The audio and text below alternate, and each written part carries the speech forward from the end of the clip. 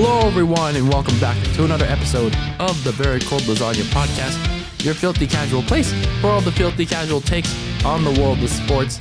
I am your host, DylanLasagna. Welcome back to the Icy Yet Spicy podcast, episode number 127. And, well, here we are. We had to play a little role reversal in this show because, well, my hectic schedule, which has finally cleared up a bit after a long week. But here we are, episode 127, which has now become the 2023 WWE Royal Rumble review.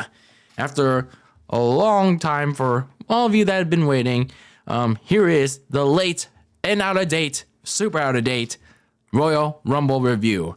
And I've been waiting to talk about this since, I've endured a week of hell, going to work at a lot of different places and working like a couple of days straight and long hours. Yeah. I mean, hey, it is what it is. It's work. That's how it's supposed to be. And it's not always supposed to be fun, but I mean, you gotta do what you gotta do to make that dough. But here we are now to talk about the 2023 WWE Royal Rumble. It's wrestling, it's modern wrestling, so I also not only am a little excited to talk about some of the positive things that were to come of the show, but also ready to talk about some of the really bad and terrible things. So I'm ready to roast that too. So yeah, we haven't talked about wrestling in quite some time, because it's modern wrestling. Yeah, we haven't talked about wrestling in quite some time here on Very Cold Lasagna, so I'm definitely at least looking forward to at least talking about it a tad little here on this episode. Obviously, before we do, just a little bit of housekeeping. Make sure you listen to the Very Cold Lasagna podcast on whichever audio platform that you get your podcasts, where it's YouTube, Apple Podcasts, Spotify, Anchor FM, and Google Podcasts. Make sure you rate the show wherever you get your podcast and leave a nice, however stars you want to leave it on, and critique it. Give me feedback. Anything helps to either give me a compliment or find a way to help me make the show better. It definitely makes makes the world for me. And if you're watching this on YouTube, leave a like, leave a comment, share each and every episode with your friends, your family, a stranger, anybody and everybody. And honestly, after this episode, I'm not really sure what's to come. Maybe the 49ers season recap episode. Yeah, I'm doing a full podcast episode for my San Francisco 49ers as we put a bow on their 2022 season with a season recap. Yes, we're doing a dedicated season recap episode solely for them because, hey, it's my team. I can do whatever I want with them. And then, obviously, the reluctant Super Bowl 57 preview. I thought about not doing it because, well, I don't care and I don't particularly want any of the teams involved to win because, well, of what they did to my team in the recent span of years. And, well, because the Eagles practically beat down my 49ers. But, well, we got to do what we got to do here on Very Cold Lasagna and reluctantly cover Super Bowl 57. Both previewing it and recapping it. So, you get what you get. Whether it's objectively or subjectively. So, expect that in the next week. And then I'm not sure yet if I want to take a little bit of a breather because I don't know. I've just been really killing myself in terms of killing my sleep schedule. So maybe I'll take a little bit of breather after the Super Bowl because, well, I mean, there's not really much to look forward to in the off season. Quite yet, at least in the next month before free agency hits. But we'll see. And then maybe after a week, we'll ramp it back up with the 2022 NFL season recap episodes. I'm at least excited for that. So, yeah, I'm looking forward to talking about all 31 teams because remember, my San Francisco 49ers were already would have already been covered by then. So yeah, look forward to that. So anyway, enough rambling. Expect at least some content within the next week. And as always, follow the show on Twitter and Instagram at Very Cold Lasagna for updates and random stuff I like to talk about. So anyway, that being said, let's talk some wrestling now. Time to talk about some wrestling. Yeah, wrestling I have not watched very sparingly. And that being said, it's time for the Royal Rumble. It was time to talk about the Royal Rumble. And going into the show, honestly, I had no expectations, like at all. Just pretty much like Survivor Series, War Games, just like what was it, Clash of the Castle, SummerSlam, pretty much all the pay-per-views within the last year. I had no expectations of what to expect in this pay-per-view. Sure, it was the men's Royal Rumble, but I was like, going in, it was just like, who the frick is gonna win? I mean, I don't know. Actually, for the men's Royal Rumble, like, everyone was heavily touting, and I was scrolling through Twitter highlights like I usually do with these wrestling highlights, and one name particularly popped up, and I'm not gonna say who yet because, well, I guess you could say it was an American Nightmare, but this particular Nightmare was heavily promoted, heavily given vignettes about returning for the Royal Rumble, and yeah, may have been a large indicator that he could possibly win that Royal Rumble. And then, but then also, you had this storyline still going on with the Bloodline, Roman Reigns, and Sami Zayn, and even if I wasn't really keen on wrestling within the last several months, this storyline, every time I checked in on it, it's still that damn good. It's still damn good. Up to this point with Sami Zayn and Roman's relationship, it was deteriorating. It was kind of deteriorating. Sami was losing the trust of the head of the table, Roman Reigns. Roman was getting jealous of Sami's newfound popularity with the fans.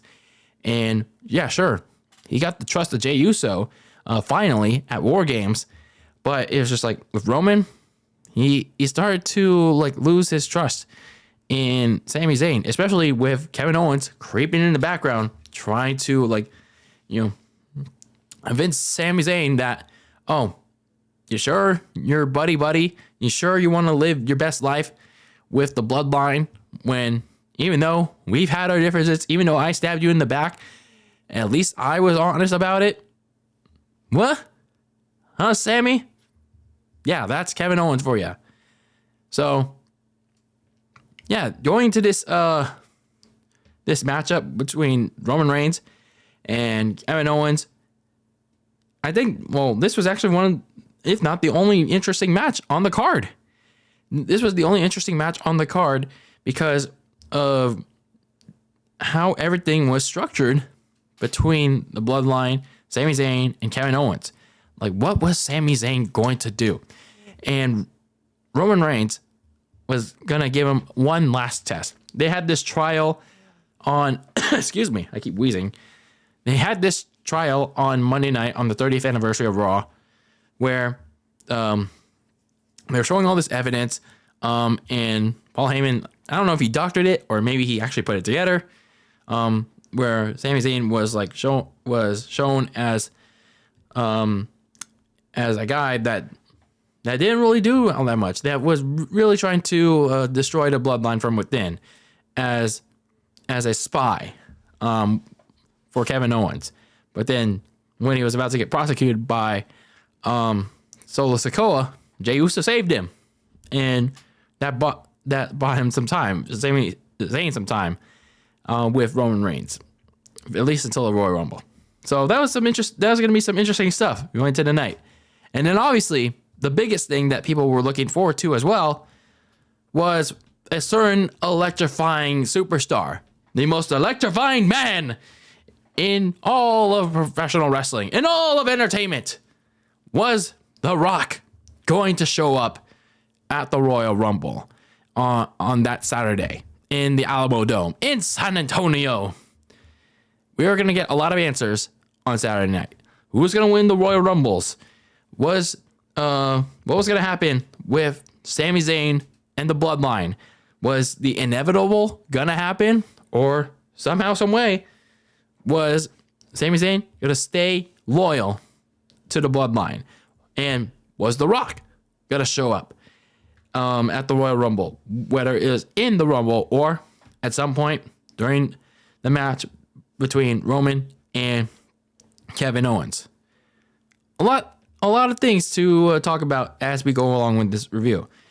So, going into this Men's Royal Rumble, which kicks off the show, which kind of tells you what exactly WWE has planned throughout the night in terms of what they have for the main event.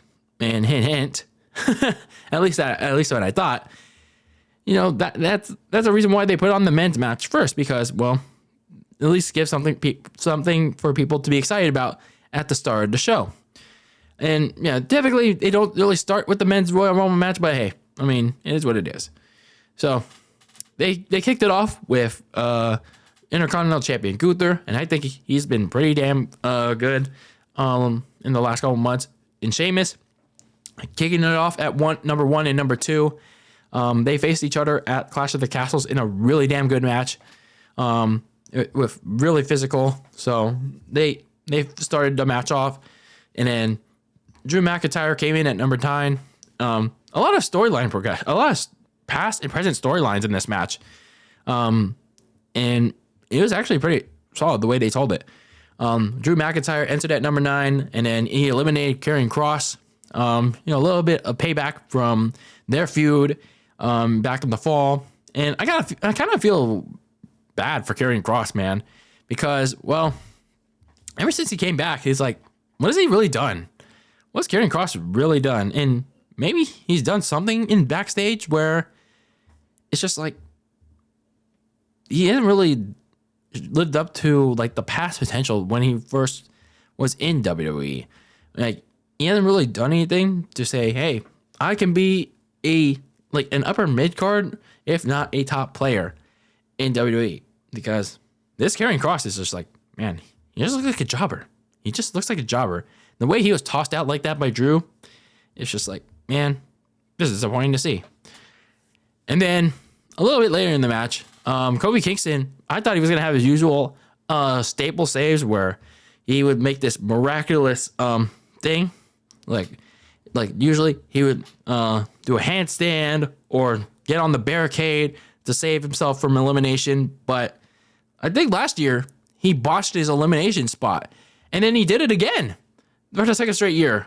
Man, like, Kofi Kingston has been having some really bad luck. So what exactly happened was when Gunther pushed him off the apron, and then he tried to land on an office chair, but I guess he spun out of control on the office chair that he crash landed onto the announce table instead. I mean, like, man, that's some tough luck, dude.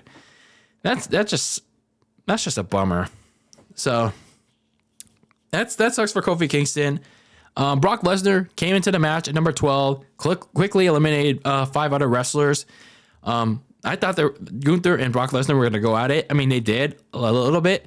But then Bobby Lashley came out next, quickly eliminated Brock Lesnar. And then Lesnar started throwing a temper tantrum and even attacked Baron Corbin, which led to him getting eliminated very quickly. So looks like they're going to continue that feud between Lashley and Lesnar. That might be a WrestleMania feud. And I think that should be the Hell in a Cell match, not Edge and Finn Balor, for as much as like Edge. I think Lashley and Lesnar should be a Hell in a Cell match if they're going to go that route.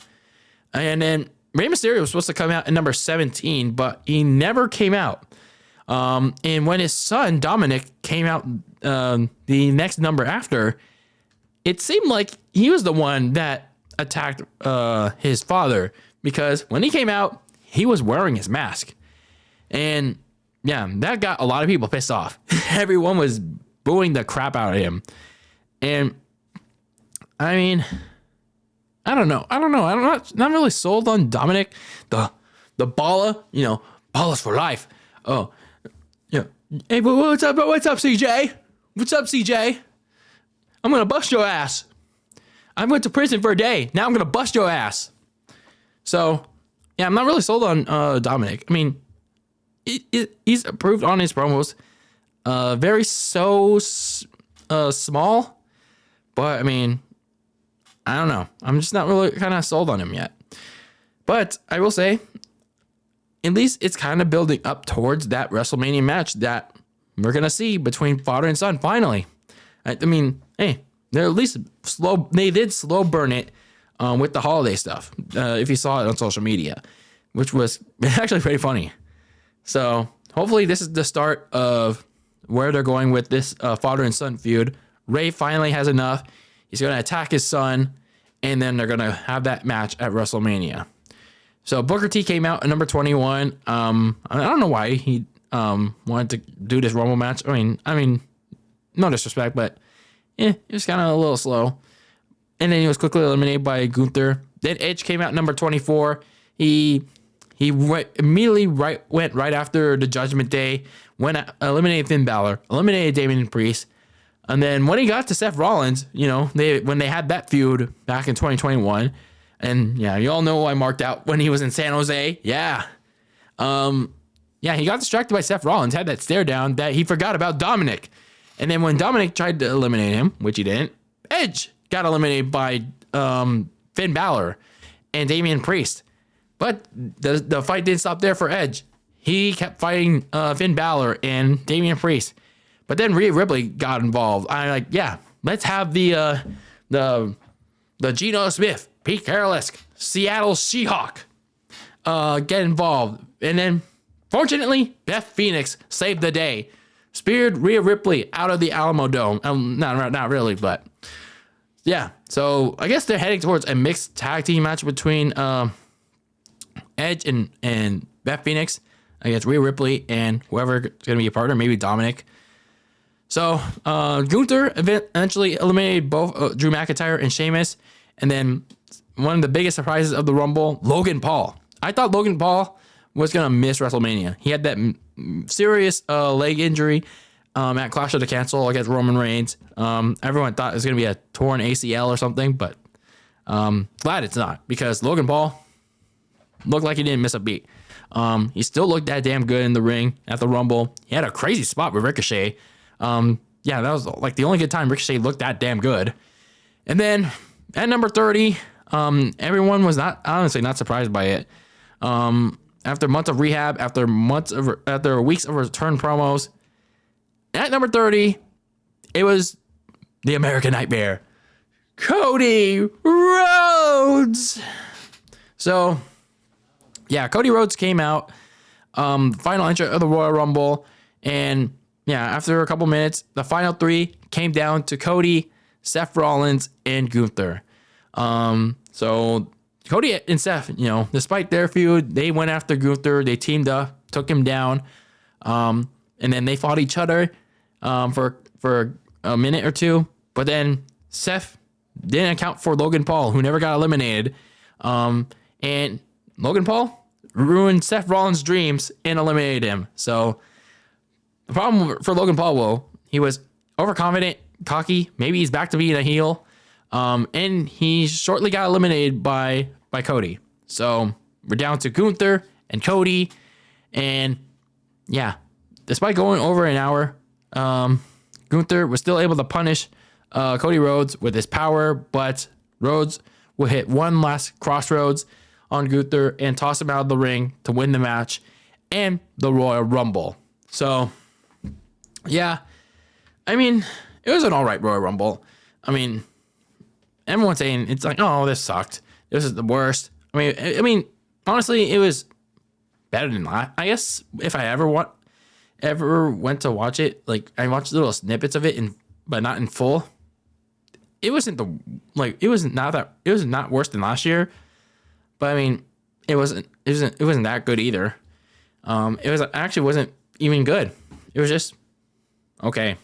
It was just meh, because everyone knew who was gonna win. Like, even if had Cody Rhodes returned in a surprise. And I think Cody Rhodes should have returned as a surprise. Even if he was going to win anyway. Because, yeah, sure, that also would have been predictable. But, hey, at least it would have garnered a bigger reaction than the one we got on Saturday. Because once everyone knew Cody was going to win, it was just like,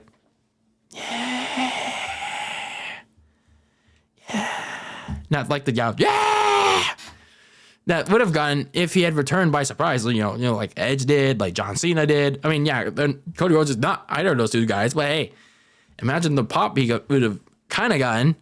But no, it's just like, But, I mean, for a casual fan like me, Cody Rhodes is not a terrible pick to win, but it's just like, I don't know, I feel like it's going to take a little bit more convincing.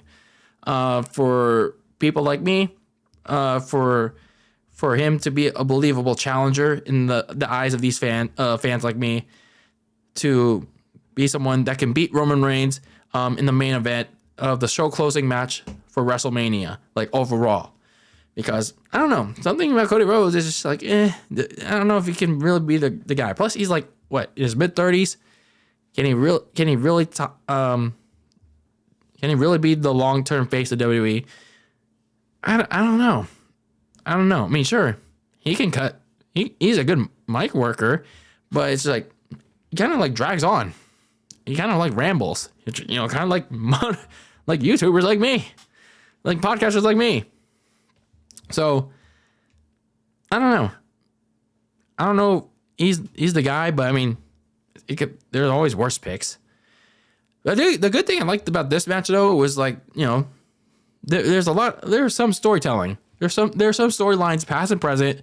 It touched on, like the Sheamus and Gunther stuff from Clash at the Castle, and potentially setting up for a triple threat Intercontinental Championship match between Sheamus, Drew McIntyre, and Gunther, aka Walter from at WrestleMania, and then continuing that Edge versus the Judgment Day stuff.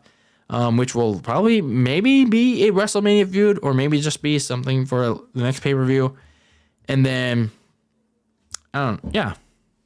I mean, it was again, not the worst Royal Rumble match ever, but I mean, it just leaves a lot of questions, especially for Cody, considering what would happen at night's end. So, okay, Royal Rumble. I mean, I'm not gonna complain a lot.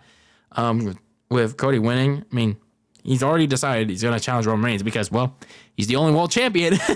What was he going to do? Challenge Braun Breaker at Stand and Deliver? No. He's going to challenge Roman Reigns. The key thing was he going to say, oh, I'm going to take the WWE Championship from Roman Reigns? No, he actually said the undisputed WWE Championship from Roman Reigns on the next night on Raw. So, yeah, there you go.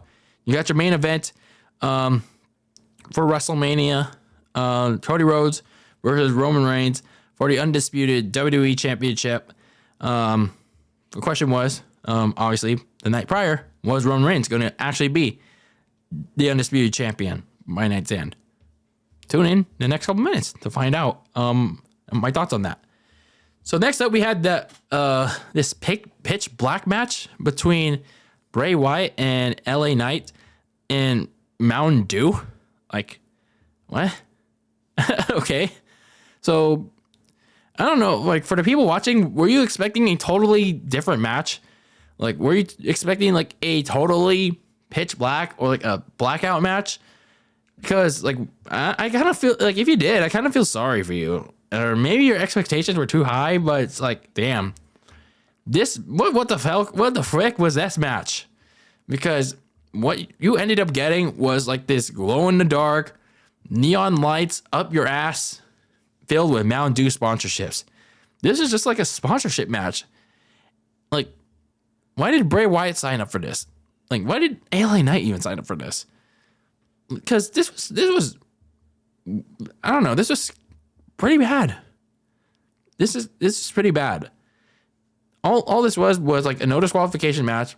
Just with Mountain Dew. Like, glow in the dark Mountain Dew. That was it.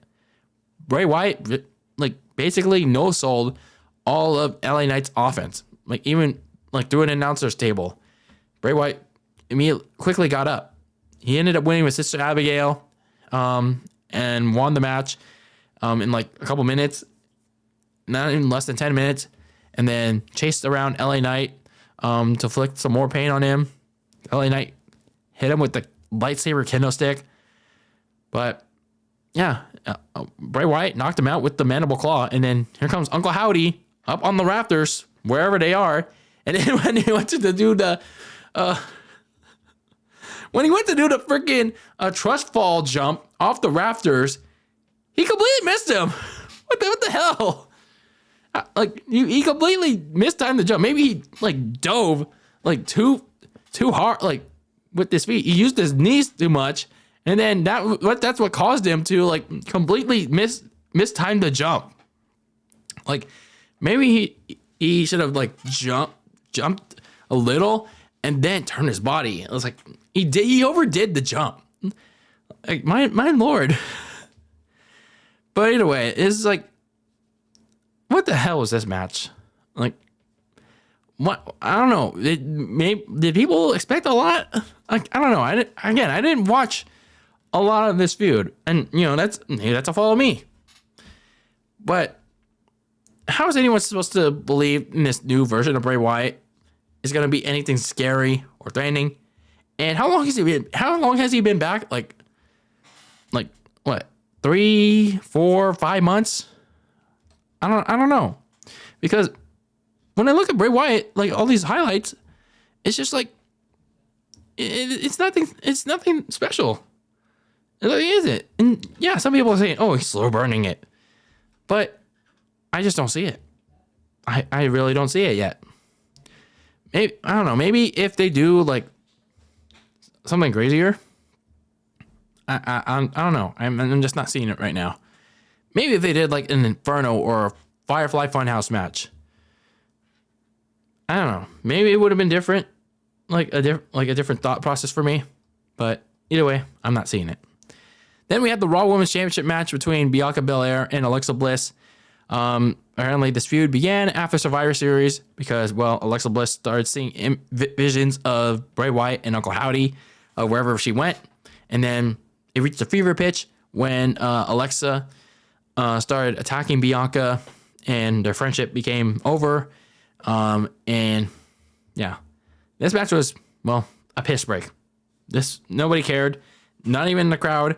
Apparently, from what people were saying, and when they were attended in person, people didn't give a shit. They went to go use the restroom. So Bianca won, reversing Alexa Bliss's attempts to try out Bray Wyatt's move like the mandible claw and Sister Abigail. Bianca hit the KOD, won the match, and after the replay, she was already out of the ring.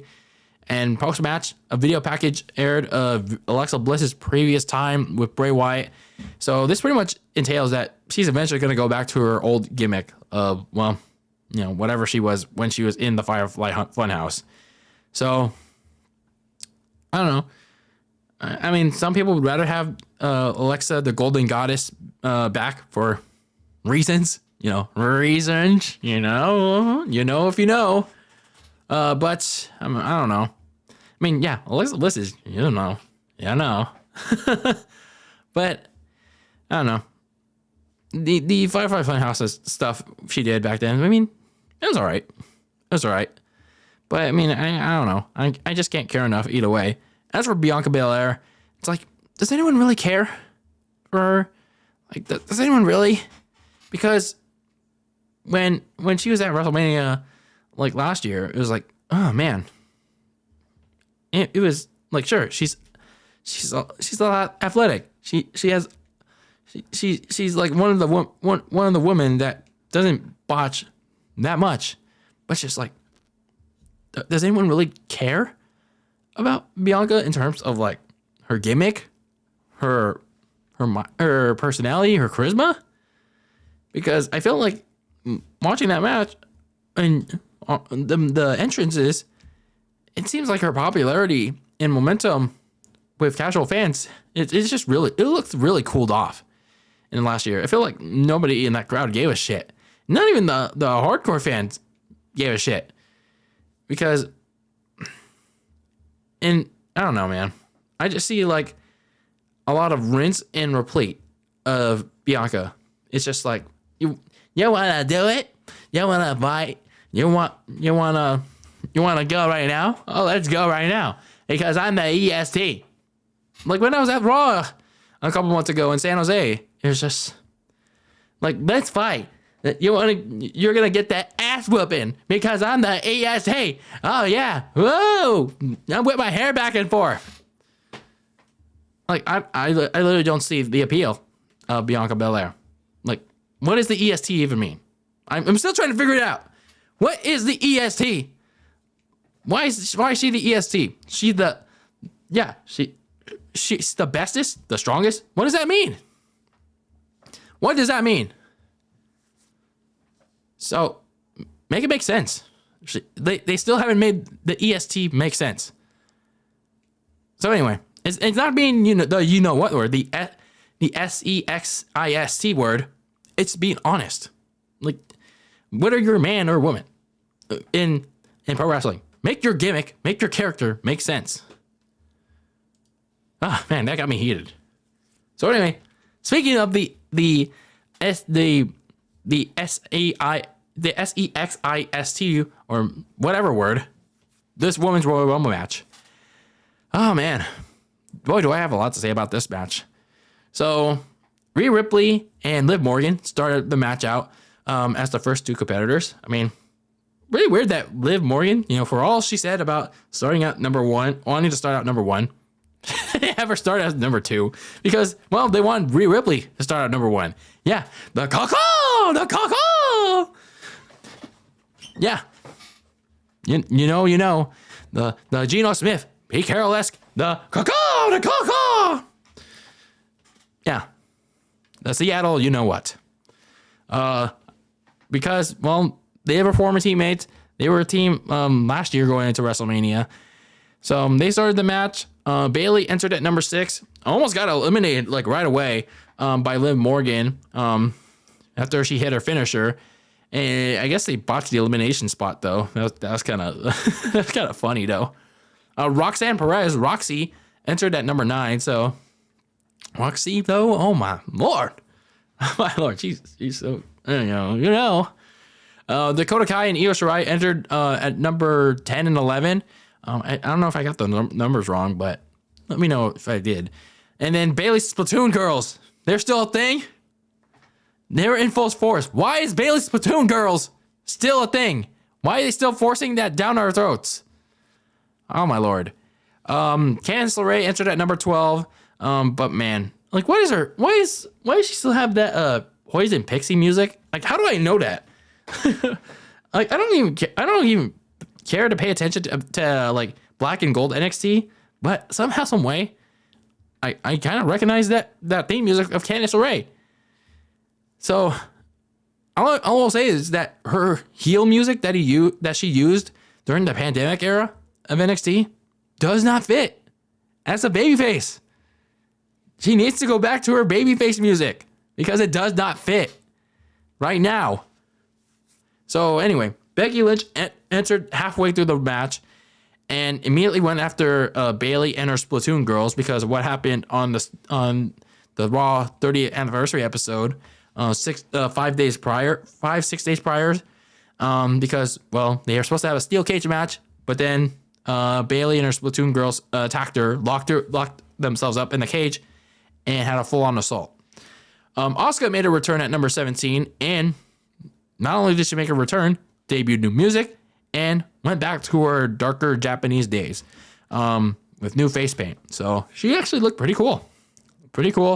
Looked faster, hit stronger, more aggressive. Don't know if she'll be a face, heel. Looked pretty damn cool.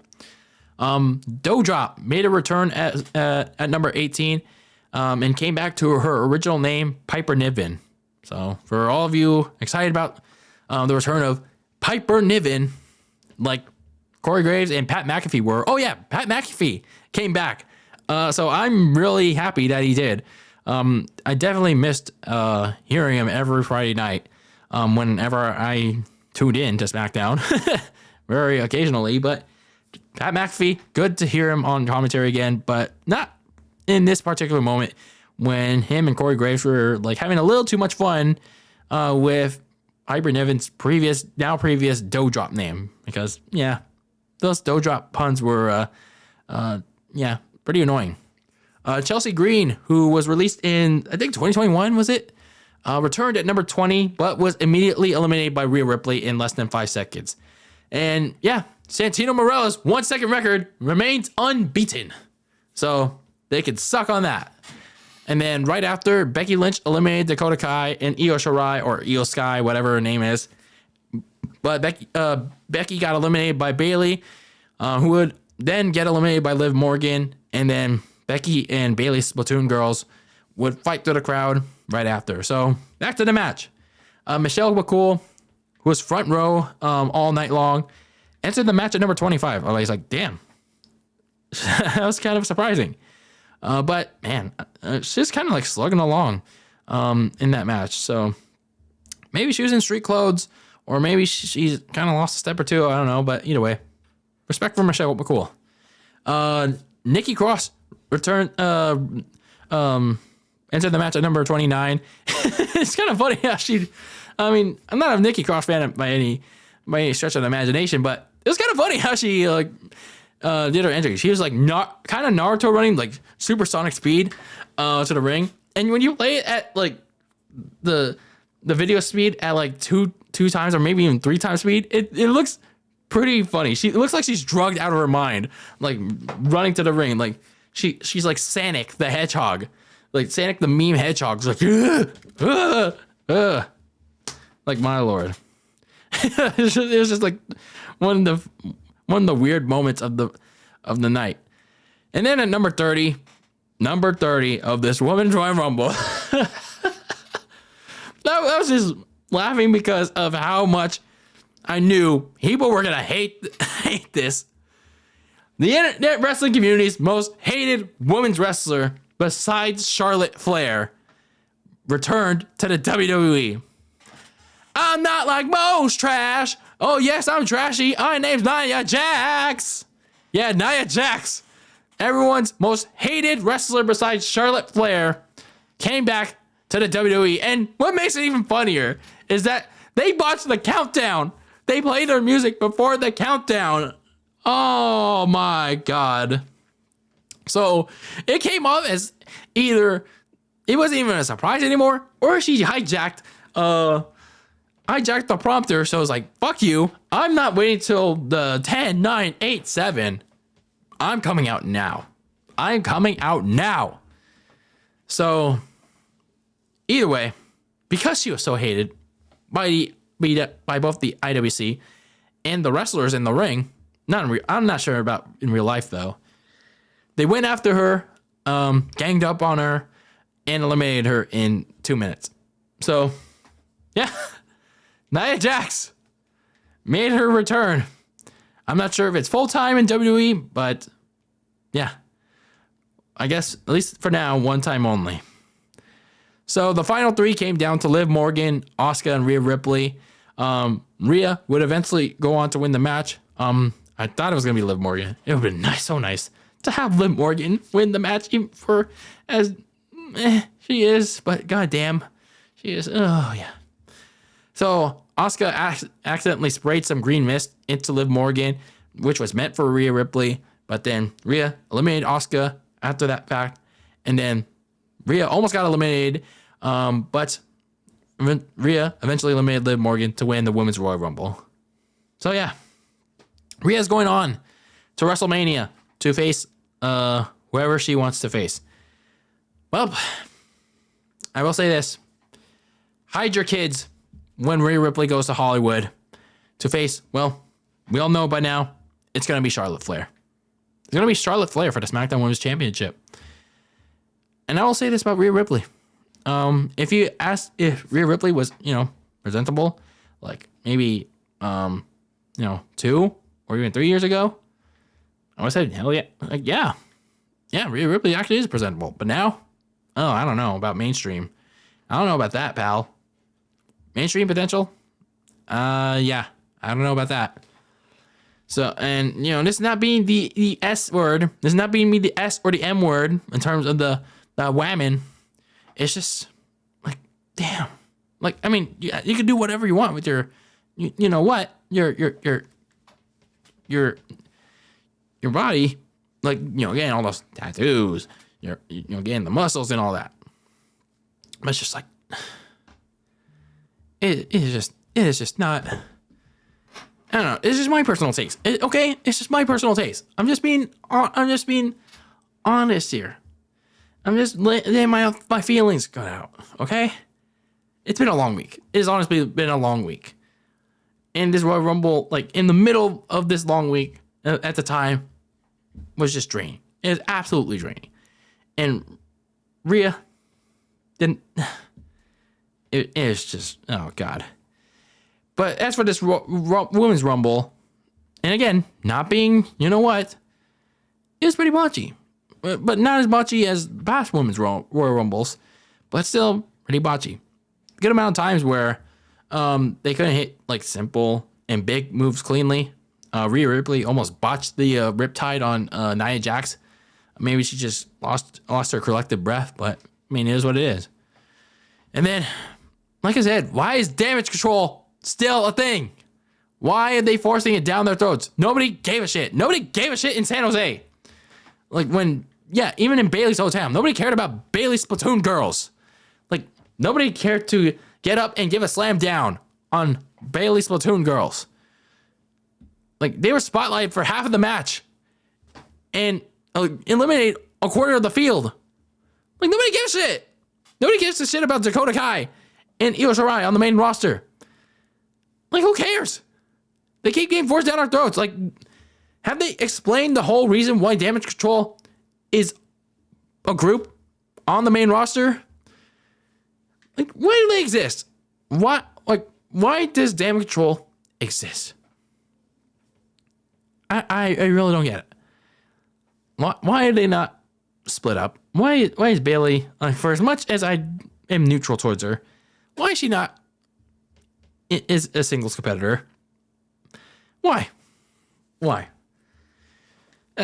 back to this match, the crowd was not into it most of this because, well, I guess they were drained from the men's Rumble and, well, they were just bored out of their minds from the other two matches. But they at least got excited for the final three. That was because, well, there were a few viable candidates to win. But it also showed a big gaping hole of where the women's roster is in terms of star power and even the supporting cast. And it just goes to show that, well, WWE still wants to promote this women's revolution crap when it hasn't done anything other than being forced down everybody's throats for over 7 years now. It's like, has it done anything in the casual fans' perspective other than, well, a okay-ish main event where people were really tired out of their minds after an 8-hour show in 2019? Yeah, y'all remember that at WrestleMania 35? That 8-hour long show that could have been cut down by a 3/4. Yeah, the answer. On side note, the answer was not a two-night WrestleMania. One night, 4 hours, best of the best. So anyway, overall, this Women's Royal Rumble was boring. I'm not surprised that Rhea Ripley won it because, well, honestly, there was no one else aside from, Liv Morgan. Like, oh, but still, she had her time with the SmackDown title. And honestly, yeah, I guess she didn't really improve much, which is kind of sad. But yeah, Rhea, not exactly the most marketable winner. And not exactly the most presentable winner. Especially considering that, yeah, for all the talk that people had about, oh, Rhea's going to face Bianca Belair at WrestleMania. They're booking Rhea and Charlotte again at Mania. And now there's also the possibility that Charlotte wins. LOL. Oh, man, I'm on a fever pitch today, ladies and gentlemen. I am on a fever pitch because, man, this Royal Rumble was really getting on my last nerves. on that Saturday because of how so boring it was. But then we finally got to the main event. We finally got to the main event of this Royal Rumble. We are finally going to get to know the answers to the biggest storyline in WWE. The best storyline that pro wrestling has right now. Like, no questions. Like, this is how you tell a story with proper story arcs, proper character development. Like, this is how wrestling should be. This is how sports entertainment, pro wrestling and sports entertainment are the exact same thing. It's not a sport. There are sports aspects in an entertaining manner. So anyway, I need to stop rambling. So the real reason why people wanted to see the Royal Rumble were its two biggest questions that were about to be answered. What was the Bloodline going to do with Sami Zayn? What was Sami Zayn going to do with the Bloodline? And most importantly, since he didn't show up in the Royal Rumble match, was The Rock going to show up and confront Roman Reigns? Whether it is like during the match or after the match. Which made this placement in the card really interesting because, you know, this world title match was in the main event. And now it made it even more interesting to answer these questions. So when this match was going to the main event, something big was going to go down. It was going to go down for real. So as for the match itself, it was nothing to write home about. It was just a standard singles match between Roman Reigns and Kevin Owens. I mean, we've seen it like countless time. I think we've seen it at two Royal Rumbles before. The Last Man Standing match in 2021, and then 2017, I think, with KO and Reigns with Chris Jericho in the shark cage above.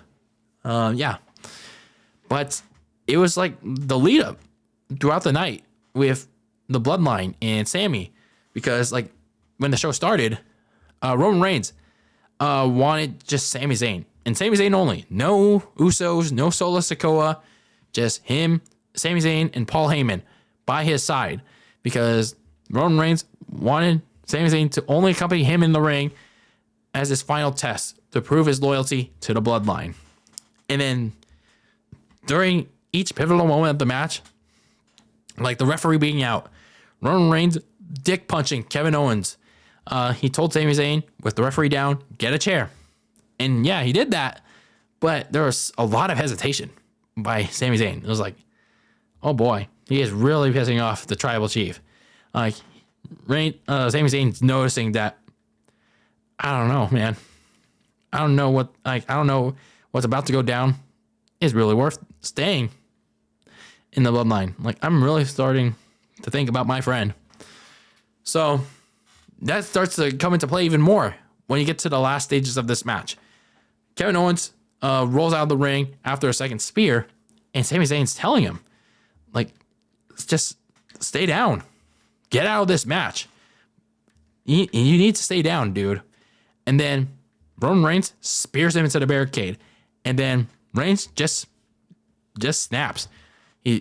After Owens gets near the steel steps, Roman Reigns just bam, bam, bam, slams his head into the ring steps, and then in response to getting slapped, spears him to retain the title. So just when you think that it was all over, Sami Zayn proved his loyalty.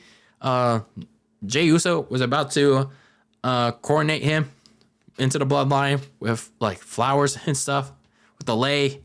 Roman Reigns stopped him. He's like, no. There's one last thing you got to do to prove your loyalty to the Bloodline. So what began was, oh man. So what began was a brutal beatdown on Kevin Owens by handcuffing him to the ring ropes. The Usos beat him down with super kicks. Solo Sikoa, Samoan spiked him. And yeah, they handcuffed him. And the Usos super kicked him repeatedly. KO was defenseless. Roman Reigns grabbed the chair. He was about to rip Kevin Owens' head off, make him bleed. implying that he's going to hit him with the chair in the head. But Sami Zayn stepped in his way. Said, no, don't do this. Don't do this. If you do this, it would be beneath you. And that reached an angry point in Roman Reigns. He's like, you don't want me to do this? Fine. You do it. You do it. You wanna prove yourself to me? You wanna prove that you wanna be with the bloodline? Do it. Do it. He was like the Emperor Palpatine to Sami Zayn's Anakin. Except for Sami Zayn, he didn't want to do it. There was a lot of berating from Roman. And Sami Zayn, after a lot of what's the word? Like thinking. I'll just use thinking because compilation is like a big word. I just can't think of it right now. So after a lot of thinking, he seemed to have finally reached a breaking point. Out of conflict, instead of hitting his once best friend, or maybe is still his best friend, he instead hits the tribal chief. He hits Roman Reigns with the chair. Everyone's standing up out of their seat like, yeah, yeah. He did it. He finally did it. Everyone in the ring is stunned. Jey Uso is heartbroken. Roman Reigns hit in the back of the chair yet again. Just like in 2014 when Seth Rollins destroyed the Shield. The entire bloodline felt betrayed. Jey Uso heartbroken. And all of them, except for Jey, beat him down. And as they were beating him down, Jey Uso left. They were upset by Jey leaving, but hey, they went on to kick Sami Zayn out of the bloodline, beat him down mercilessly, brutally, and that's how they closed the show. Sami Zayn, no longer an honorary Uce. More so, a dishonorary one. My man. My lord. This was so damn good. So damn good. Like almost, what was it, 8-9 months of storytelling with this group. Like, it was amazing. Like the bloodline, yeah, there's a little bit of reason for people thinking, like, man, this group is it was starting to get a little redundant. But then Sami Zayn came along, put some ignition into the group, like by wanting to be a part of it, by wanting to prove himself, after getting embarrassed by Johnny Knoxville at last year's WrestleMania. And yeah, they had every reason to not take him seriously. But when he wanted to earn the trust of the bloodline by helping them out, well, they let him in as the honorary Uce. So he eventually earned that trust from everyone except Roman Reigns.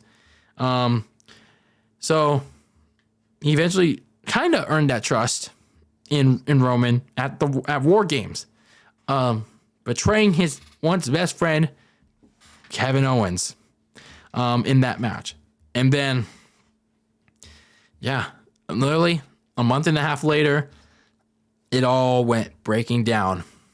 Not just from the KO stuff, but his growing popularity with the fan base, and yeah, just the lack of appearances from Roman Reigns. Since Roman was not there enough, Sami Zayn was the leading man of that group. And I guess that made Roman jealous, especially when he said, "You trying to beat me? You trying to beat me? You want to lead the bloodline, huh? You want to be the tribal chief?" So yeah, as such, WWE did a really damn good job writing the plot of Roman testing Sami Zayn to see if he'd rather be loyal to the bloodline or be loyal to his former best friend that has always backstabbed him. In the end, Sami Zayn, maybe it was choosing his best friend, or his former best friend that he's always backstabbed, or maybe it was out of conflict. But man, I don't know where it goes from here, to be honest with you. It can go anywhere. whether it's a main event match in Sami Zayn's hometown of Montreal at the Elimination Chamber pay-per-view, or I don't know where it goes from here after that.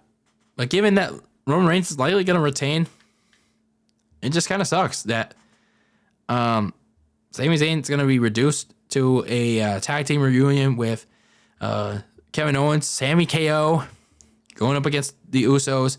I imagine Jey Uso is going to betray him, Sammy, at Elimination Chamber, and the Usos and Sammy KO are going to face each other at WrestleMania for the tag team titles.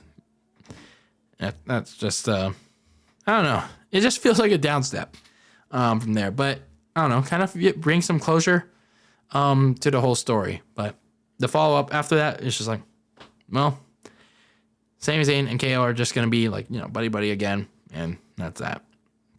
So, I mean, at least this climax, I think it's going to be the real ending to this whole Honorary Uce Bloodline story.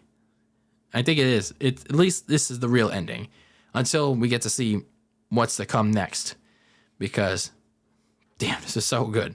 Like, the payoff, like, if Sami Zayn going to turn on the Bloodline is... What are they going to do? And he did. It was just that damn good. So overall, aside from the ending, this show was flat. This show was so boring. Like, the men's Royal Rumble was just okay. I mean, at least it was storyline driven. But God, the women's Royal Rumble, like, you had to play out shit on like 2 times speed, and there's still nothing going on. I mean, it was kind of predictable too. I mean, everyone knew Cody Rhodes was going to win. Again, I say this, I stand by this. It would have been better if they just left it as a surprise. I mean, sure, that still would have been predictable, but hey, at least it would have garnered a better reaction than the one that he got on that Saturday night. And as for Rhea Ripley, yeah, hide your kids if you're going there. And if you live locally, yeah, hide them. And the ending, like, man, if you ever want to go back, do a retro review or like just do a retrospective of this Bloodline group, you got to look back at Sami Zayn's involvement.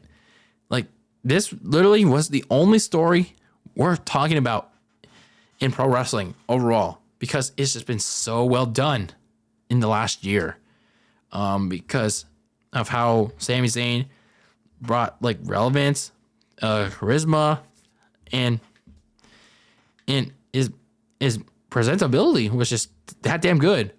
Reigns dominated with the WWE title, and the Usos also claimed undisputed gold.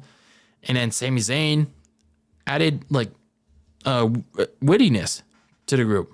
It just further amplified the group to even stronger heights. Again, it's just unfortunate that for as good as an ending it had with Sami Zayn at the Royal Rumble, I don't know. I'm not sure if the follow-up will be as strong. But I mean, we'll see. It's not even SmackDown yet. And not even Elimination Chamber yet. We'll see. Hey, at least I'm wanting to tune in to the next episode of SmackDown. Now, it leaves me a couple of questions, though. I guess, are we going to get The Rock at WrestleMania? Are they going to do that match between Roman Reigns and The Rock? There's like conflicting reports that The Rock may or may not do WrestleMania. He's going to leave the door open for doing WrestleMania next year in Philadelphia. Like, really?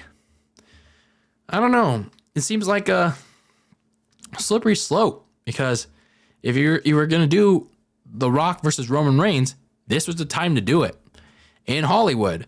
Where Dwayne The Rock Johnson really thrives, especially in acting.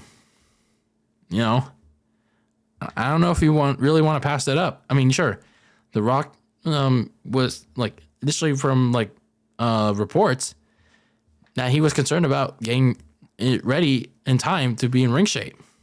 So I'm not sure if wrestling in Philadelphia next year. I mean, this is not me sliding because the 49ers just lost, but I don't know. I'm not sure if it's people will really care by that time for a tribal chief versus Rocky match.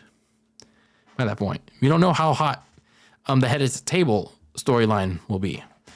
And even then, if the match between The Rock versus Roman Reigns would happen at this WrestleMania, how is it going to come to a point where, how would they build that up?